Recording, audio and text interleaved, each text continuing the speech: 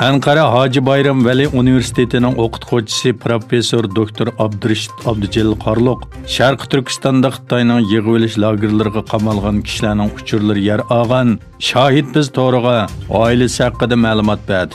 O yana Uyg'ur Polisi nomli YouTube kanalida yangi bir video e'lon qilib, onasi va qarindoshlari haqida erishgan yangi ma'lumotlarni o'rtoqlashdi.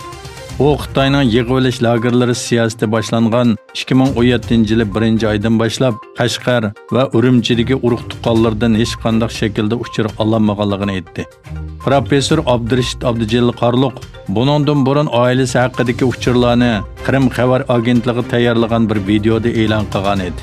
Bu jamoat fikrida zo'r inkas paydo qilgandan keyin Xitoyning Anqaradagi bosh elchixonasining doiralari uning bayonotlariga yolg'on va bir-biriga zid javob qaytardi.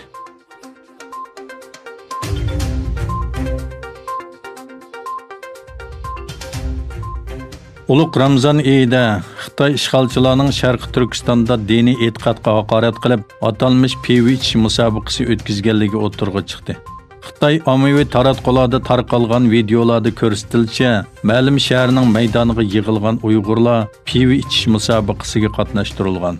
Xitoy har yili Ramazonda o'tkazadigan bu faoliyatni atalmish zamonaviy madaniyatga yetakchilik qilish faoliyatining bir qismi deb kelmoqda.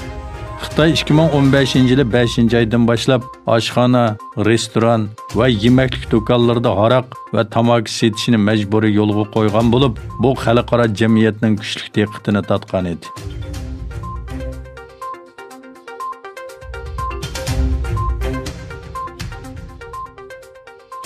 Vengriya diplomatiya va tashqi ishlar ministri Petr Sejjarto Türk Kengeshining o'zaro mablag' selish fondi ta'sis qilishni qaror qilganligini va davlatining qatnashadiganligini e'lon qildi.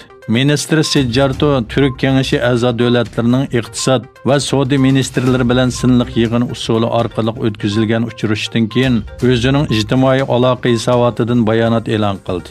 U bu mablag' selish fondining asosligi yemaklik, dehqonchilik va ul aslaha selinmasini mablag' bilan ta'minlaydiganligini bayon qilib bundoq dedi. Türk Kengeshiga a'zo davlatlar Türk mablag' fondi qurilishini qaror qildi.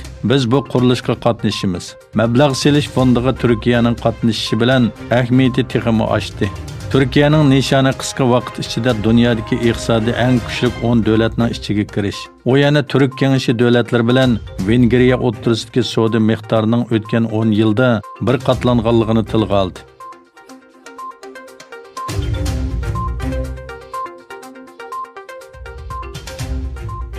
Yevropa İttifaqı Beijing hukumatining Xitoydagi bosh elchilari yozgan va bu davlatning taratqularida e'lon qilingan maqolasida yangi tipdagi Wuhan virusining manbasi haqidagi mazmunlarning chiqarib etilganligini dalilladi. Yevropa İttifaqı Xitoy vakillar umiga e'lon qilgan yozma bayonotida Yevro-Xitoy munosabatining 45-yilligi munosabati bilan Yevropa İttifoqining Xitoyda turishliq bosh elchisi Nikolas Chapuis va Yevropa İttifoqiga a'zo 27 davlatning bosh elchilarining Xitoy kundalik gazetida va xalq gazetida e'lon qilish uchun birlashma maqola yozganligi o'tirg'i qo'yilgan. Bayonotda yana Yevropa İttifoqi vakillar umigiga axborot organlari tomonidan Xitoy tashqi ishlar ministrligining COVID-19 ning kelib chiqishi va tarqalishiga munosabatlik bir jumlani amaldan qoldirish sharti bilan maqolaning e'lon qilinishiga ruxsat qilinganligi uqtirilganligi aytildi.